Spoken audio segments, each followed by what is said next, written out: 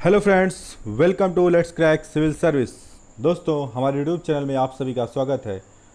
आज तारीख है 1 अक्टूबर 2020 और हम उपस्थित हैं आज के अत्यंत ही महत्वपूर्ण करंट अफेयर्स के प्रश्नों के साथ।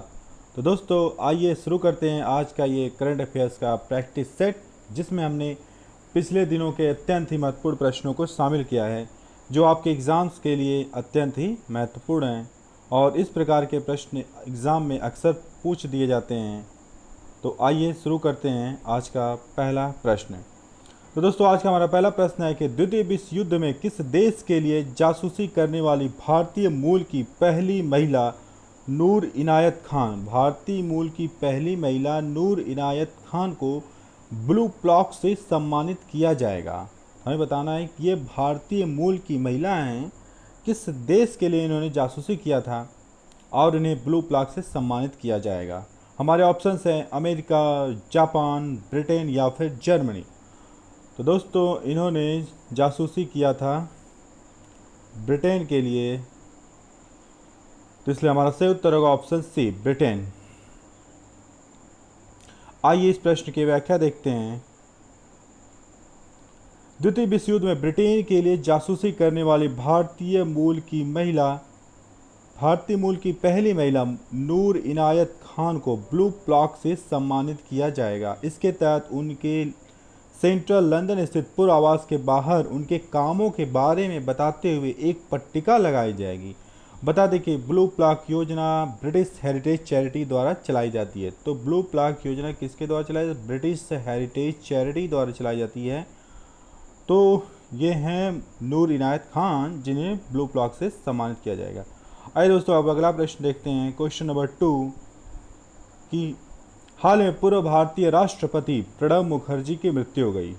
ये कल ही की न्यूज़ है दोस्तों कि पूर्व राष्ट्रपति प्रणब मुखर्जी की मृत्यु हो गई। वे भारत के कौन से राष्ट्रपति थे? हमें बताना है कि वे किस नंबर के राष्ट्रपति थे।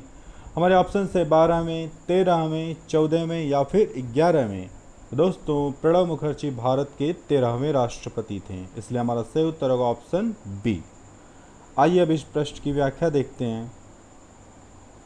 पूर्व राष्ट्रपति प्रणब मुखर्जी का 31 अगस्त 2020 को निधन हो गया। 31 अगस्त 2020 को उनका निधन हो गया। वे लंबे समय से बीमार थे और कोमा में थे। वे भारत के 13वें राष्ट्रपति के रूप में 2012 से 2017 तक पद पर रहे। दिवंगत पूर्व राष्ट्रपति प्रणब मुखर्जी के सम्मान में 31 अगस्त से 6 सितंबर तक 7 दिन के राजकीय शोक की घोषणा की गई है। 7 दिन के राजकीय शोक की घोषणा की गई है। इस दौरान राष्ट्रीय ध्वज सभी इमारतों पर आधा झुका रहेगा और कोई सरकारी कार्यक्रम आयोजित नहीं किया जाएगा। तो ये भारत के 13वें राष्ट्रपति थे। आइए अब अगला प्रश्न देखते हैं, क्वेश्चन नंबर 3, कि भारत और किस देश ने वीडियो कॉन्फ्रेंसिंग के माध्यम से 14वीं रक्षा नीति वार्ता आयोजित की है? तो यह रक्षा नीति वार्ता है 14वीं। भारत ने किस देश के साथ इसका आयोजन किया है? हमारे ऑप्शन हैं रूस, जापान, ऑस्ट्रेलिया या फिर सिंगापुर। इस वीडियो कॉन्फ्रेंसिंग का आयोजन किया गया है दोस्तों भारत और सिंगापुर के मध्य, इसलिए हमारा सही उत्तर है ऑप्शन डी, सिंगापुर। यह है 14वीं रक्षा नीति वार्ता। आइए अब इस प्रश्न की व्याख्या देखते हैं। भारत और सिंगापुर ने वीडियो कॉन्फ्रेंसिंग के माध्यम से 14वीं रक्षा नीति वार्ता आयोजित की है। सम्मेलन की अध्यक्षता रक्षा सचिव डॉक्टर अजय कुमार, तो भारत के रक्षा सचिव कौन है? डॉक्टर अजय कुमार हैं, और उनके सिंगापुर में समकक्ष चैन हैंग द्वारा की गई। इस बैठक में आतंकवाद का मुकाबला करने और एक दूसरे की नौसेना को सुविधा और रसद प्रदान करने पर भी चर्चा हुई। यहाँ पर मुख्य मुद्दा रहा आतंकवाद का मुकाबला करना और एक दूसरे की नौसेना को सुविधा और रसद सहायता प्रदान करना था। आइए अब अगला प्रश्न देखते हैं, क्वेश्चन नंबर 4, कि निम्न में से किस देश ने रूस में अगले महीने होने जा रहे साझा सैन्य अभ्यास कावकाश 2020 से खुद को अलग कर लिया है? हमारे ऑप्शन हैं मंगोलिया, भारत, ब्राज़ील या फिर सऊदी अरब। तो दोस्तों, भारत ने रूस में आयोजित होने वाले कावकाश 2020 सैन्य अभ्यास से अब खुद को अलग कर लिया है। तो हमारा सही उत्तर ऑप्शन बी, भारत। आइए अब इस प्रश्न की व्याख्या देखते हैं। भारत ने रूस में अगले महीने होने जा रहे साझा सैन्य अभ्यास का अवकाश 2020 से खुद को अलग कर लिया है। भारत ने 15 से 26 सितंबर तक चलने वाले इस सैन्य अभ्यास में चीन और पाकिस्तान को भी शामिल होना है। इसमें शंघाई कोऑपरेशन ऑर्गेनाइजेशन के सदस्य देश एवं मध्य एशियाई देश हिस्सा लेंगे। एससीओ के सदस्य देशों में शंघाई सहयोग संगठन के सदस्य देशों में चीन, भारत, कजाकिस्तान, किर्गिस्तान, रूस, पाकिस्तान, ताजिकिस्तान और उज्बेकिस्तान शामिल हैं। तो भारत इसलिए इसमें शामिल नहीं हो रहा है क्योंकि चीन और पाकिस्तान भी इसमें शामिल हैं और भारत का चीन और पाकिस्तान से सीमा संबंधी विवाद चल रहा है। आइए अब अगला प्रश्न देखते हैं, क्वेश्चन नंबर 5। हमारा प्रश्न है, किस देश के सलामी बल्लेबाज निशात थरांगा परनविताना, यह सलामी बल्लेबाज हैं निशात थरांगा परनविताना, ने अंतर्राष्ट्रीय क्रिकेट के सभी रूपों से संन्यास की घोषणा की है। तो हमें बताना है कि ये किस देश के खिलाड़ी हैं। हमारे ऑप्शंस हैं बांग्लादेश, नेपाल, श्रीलंका या फिर वेस्ट इंडीज। ये खिलाड़ी हैं दोस्तों श्रीलंका के, इसलिए हमारा सही उत्तर है ऑप्शन सी, श्रीलंका। आइए अब इस प्रश्न की व्याख्या देखते हैं। श्रीलंका के सलामी बल्लेबाज निशात थरांगा परनविताना ने अंतर्राष्ट्रीय क्रिकेट के सभी प्रारूपों से संन्यास की घोषणा की है। उन्होंने 32 टेस्ट मैचों में श्रीलंका का प्रतिनिधित्व किया। वे प्रथम श्रेणी क्रिकेट में 12,522 रन के साथ श्रीलंका के सबसे ज़्यादा रन बनाने वाले खिलाड़ी हैं। यानी उन्होंने प्रथम श्रेणी क्रिकेट में श्रीलंका के लिए सबसे ज़्यादा रन बनाया है। तो सही उत्तर दोस्तों सी, श्रीलंका। अब आइए अब अगला प्रश्न देखते हैं, question number 6। British driver Lewis Hamilton किस देश के ड्राइवर हैं? ब्रिटिश ड्राइवर हैं। ने किस रेस को जीतकर इस सत्र की 5वीं ट्रॉफी अपने नाम किया? ये 5वीं ट्रॉफी है उनके इस सत्र की। आइए इस प्रश्न को देखते हैं, ऑप्शन क्या है। हमारा पहला ऑप्शन है बेल्जियम ग्रां प्री, दूसरा अमेरिका ग्रां प्री, तीसरा सिंगापुर ग्रां प्री या फिर जापान ग्रां प्री। तो ब्रिटिश ड्राइवर लुइस हैमिल्टन ने किस रेस को हाल में जीता है? तो यह है ऑप्शन ए, यानी बेल्जियम ग्रां प्री को उन्होंने जीता है, इसलिए सही उत्तर होगा ऑप्शन ए। आइए अब इस प्रश्न की व्याख्या देखते हैं। दिग्गज रेसर लुइस हैमिल्टन ने शुरू से आखिर तक बढ़त बनाए रखकर रविवार को यहां बेल्जियम ग्रां प्री को जीता, जो उनके कैरियर का 89वां खिताब है उनके लुइस हैमिल्टन का। अब वो माइकल शुमाकर के फार्मूला 1 रिकॉर्ड से 2 जीत पीछे हैं। यानी अगर लुइस हैमिल्टन 2 और जीत कर हासिल करते हैं तो वो माइकल शुमाकर के रिकॉर्ड को पीछे छोड़ देंगे। आइए अब अगला प्रश्न देखते हैं, क्वेश्चन नंबर 7।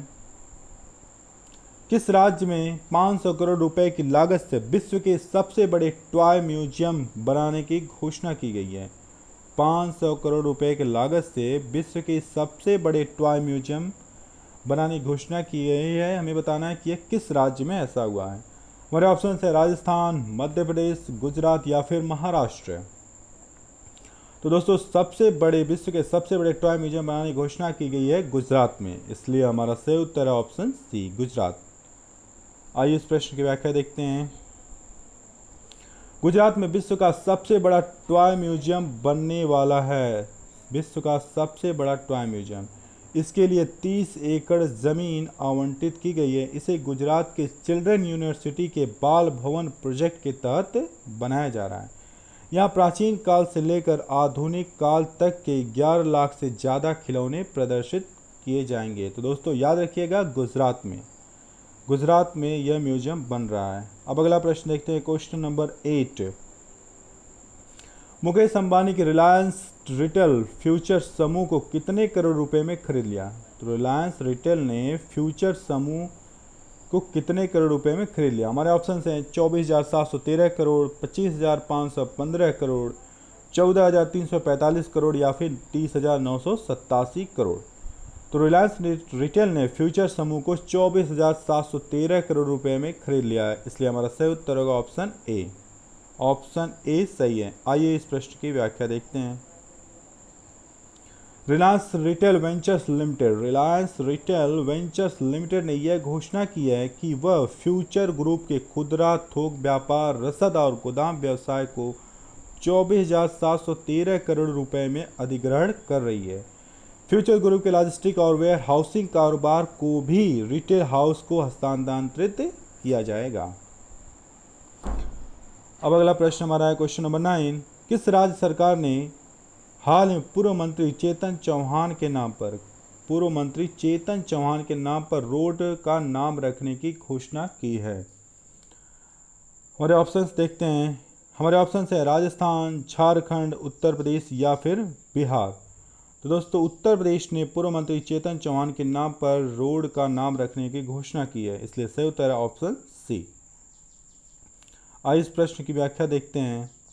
उत्तर प्रदेश सरकार ने हाल में पूर्व मंत्री चेतन चौहान के नाम पर रोड का नाम रखने की घोषणा की है। चेतन चौहान भारत के ओपनर बल्लेबाज रहे थे। चेतन चौहान ने टीम इंडिया के लिए 1969 से 1978 के बीच 40 टेस्ट मैच खेले थे। उन्होंने 31.54 की औसत से 2084 रन बनाए। उनका बेस्ट स्कोर रहा 97। अब हमारा अगला प्रश्न है क्वेश्चन नंबर 10 कि हाल ही में भारत मिशन गगनयान में अंतरिक्ष यात्रियों के आवश्यक उपकरणों के लिए किस देश से समझौता कर रहा है? तो मिशन गगनयान के लिए भारत अंतरिक्ष यात्रियों के आवश्यक उपकरणों के लिए किस देश से समझौता कर रहा है? हमारे ऑप्शन हैं अमेरिका, रूस, जापान या फिर फ्रांस। तो इसका सही उत्तर होगा दोस्तों ऑप्शन डी यानी कि फ्रांस। फ्रांस सही है इसका उत्तर। आइए इस प्रश्न की व्याख्या देखते हैं।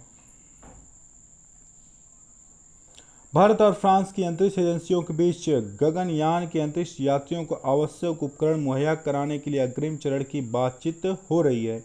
अधिकारियों ने बताया कि अगले साल मिशन अल्फा के लिए फ्रांस के अंतरिक्ष यात्री थॉमस पेस्केट द्वारा इसी तरह के उपकरण का इस्तेमाल होगा।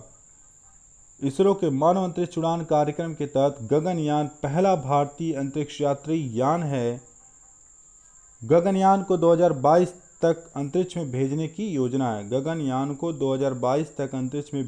योजना है। और यह भारत का पहला मानव अंतरिक्ष उड़ान कार्यक्रम है। इसे शक्तिशाली GSLV Mk3 रॉकेट द्वारा प्रक्षेपित किया जाएगा। तो गगनयान को GSLV Mk3 रॉकेट द्वारा प्रक्षेपित किया जाएगा और 2022 में इसे अंतरिक्ष में भेजने की योजना है। तो दोस्तों आज के इस करंट अफेयर्स के सेट का हमारा यह अंतिम प्रश्न था। आपको जैसा लगे दोस्तों कमेंट में बॉक्स में कमेंट करके ज़रूर बताइए। अगर ये वीडियो आपको अच्छा लगता है दोस्तों तो अपने दोस्तों को भी शेयर ज़रूर कीजिए ताकि सभी लोग इस वीडियो को देख पाएँ। तो दोस्तों अब अगले दिन मिलते हैं नए करंट अफेयर्स के प्रश्नों के साथ। अगर दोस्तों आप हमारे यूट्यूब चैनल पर नए हैं तो आप हमारे यूट्यूब चैनल को सब्सक्राइब कीजिए, लाइक कमेंट कीजिए। थैंक यू दोस्तों।